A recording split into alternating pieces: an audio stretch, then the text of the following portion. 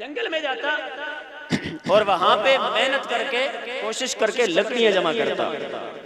جب لکڑیاں جمع کر لیتا واپس آتا بازار میں لکڑیوں کو بیچ دیتا, اور جب لکڑیوں کو بیچتا نا جو رقم ملتی ساری اپنی جیب میں نہ ڈالتا.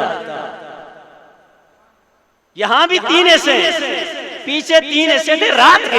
اب جو دن کا معاملہ ہے مال کے حوالے سے تو یہاں بھی ساری رقم اپنے اکاؤنٹ میں نہیں ڈال رہا, ساری رقم اپنے جیب میں نہیں ڈال رہا, ساری رقم اپنے اوپر خرچ نہیں کر رہا, بلکہ اپنا جو مال مل رہا ہے اپنی محنت کا لکڑیوں کے حساب سے اس مال کو بھی وہ 3 حصوں میں تقسیم کرتا ہے. اونچی آواز سے کہتے ہیں سبحان اللہ. اللہ اکبر. اپنے مال کو 3 حصوں میں وہ بندہ تقسیم کرتا, وہ بچہ تقسیم کرتا. پیار سے کہتے ہیں سبحان اللہ. ان 3 حصوں میں سے پہلا جو حصہ ہوتا وہ اللہ کی راہ میں صدقہ کر دیتا, اللہ کی راہ میں اپنے مال کا صدقہ کر دیتا. جو دوسرا حصہ ہوتا وہ اپنی ذات پہ خرچ کرتا, اور جو تیسرا اس کے مال کا حصہ ہوتا وہ کہیں اور جا کے جناب غیروں کے اندر خرچ نہیں کرتا تھا, بلکہ اپنے مال کا تیسرا حصہ اپنی پیاری والدہ کو لے جا کے دے دیا کرتا تھا, اپنی والدہ کو لے جا کے دے دیا کرتا تھا.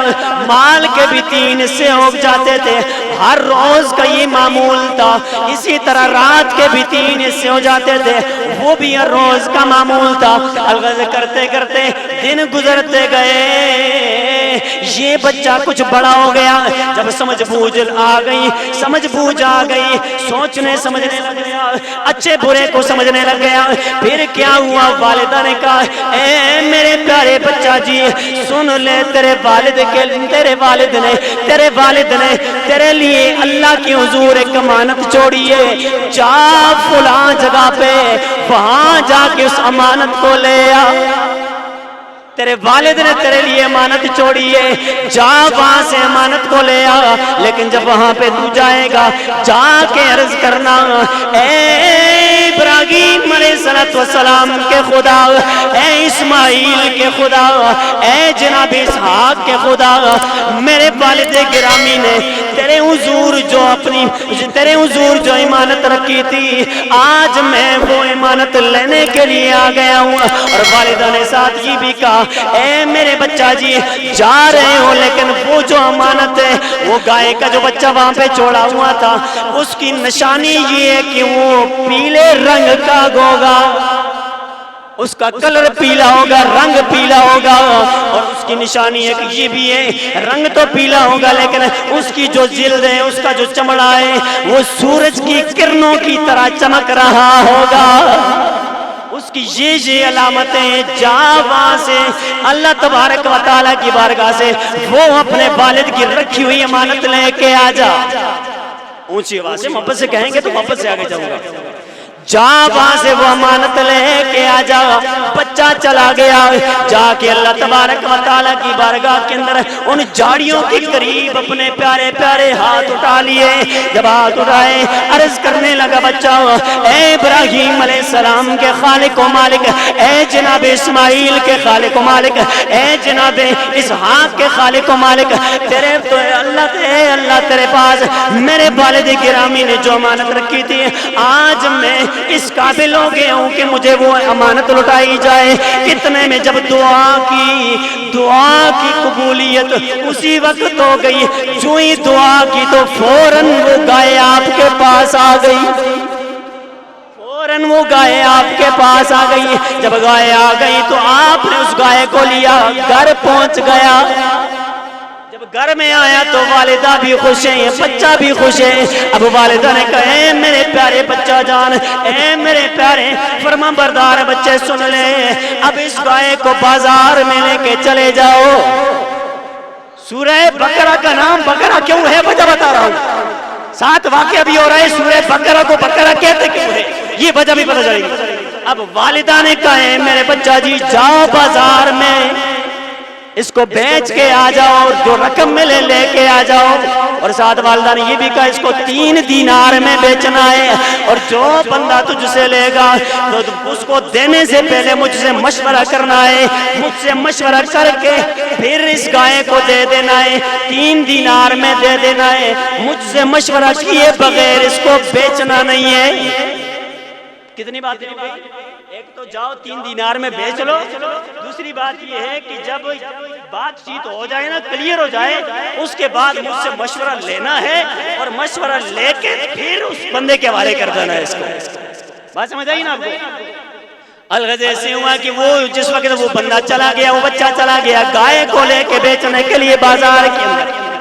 جب بازار میں پہنچا, بازار میں پہنچ کے جناب والا وہاں پہ دیکھا کہ ایک خریدار موجود ہے.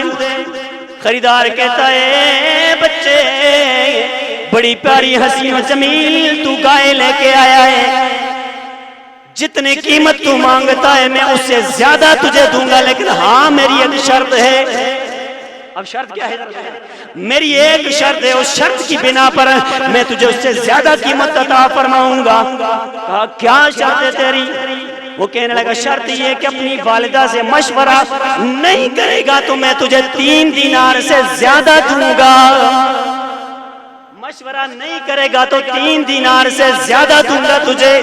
اب والدہ نے جب بھیجا تو والدہ نے کہا تھا کہ مجھ سے مشورہ کرنا ہے. اب جو لینے والا بندہ ہے وہ کہتا ہے مشورہ والدہ سے نہیں کرنا ہے. اب آ گئے امتحان کا وقت, اب آ گئی امتحان کی گھڑیاں, اب آ گئی جناب والا آزمائش کی گھڑیاں, اب آ گیا آزمائش کا وقت. جس وقت والدہ کی بات ذہن میں آتی ہے کہ جن مجھ سے مشورہ کر کے پھر دینا ہے, پھر جناب ادھر ذہن چلا جاتا ہے. لیکن اب جب آگے رقم کی طرف بات جاتی ہے پھر کہتے ہیں اگر میں ادھر جاتا ہوں تو وہ بات چھوٹتی ہے, والدہ کی نافرمانی ہوتی ہے. لیکن اگر والدہ کی نافرمانی کی طرف خیال جائے تو یہ زیادہ جو رقم ہے یہ ہاتھ سے جاتی ہے. سمجھ آ رہی ہے نا آپ کو؟ اب کیا کیا جائے؟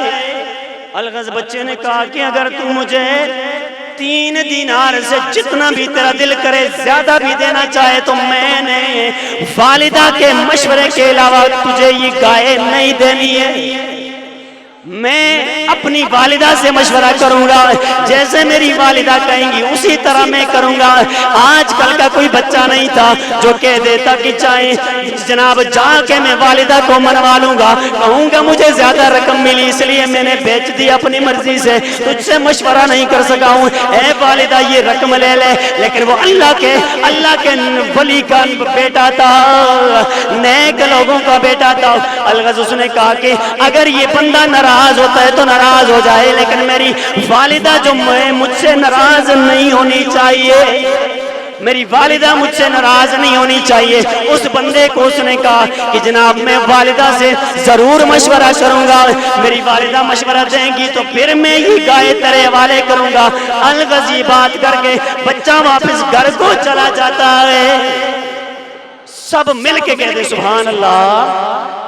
بچہ گھر کو واپس چلا جاتا ہے.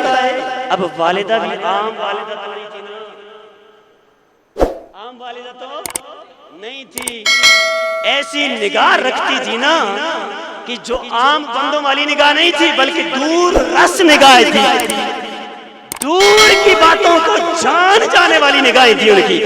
اللہ کے ولی کے گھر میں جو ہونا تو وہ بھی بڑی باکمال ہوتی ہے, وہ بھی بڑی باکمال شخصیت ہوتی ہے.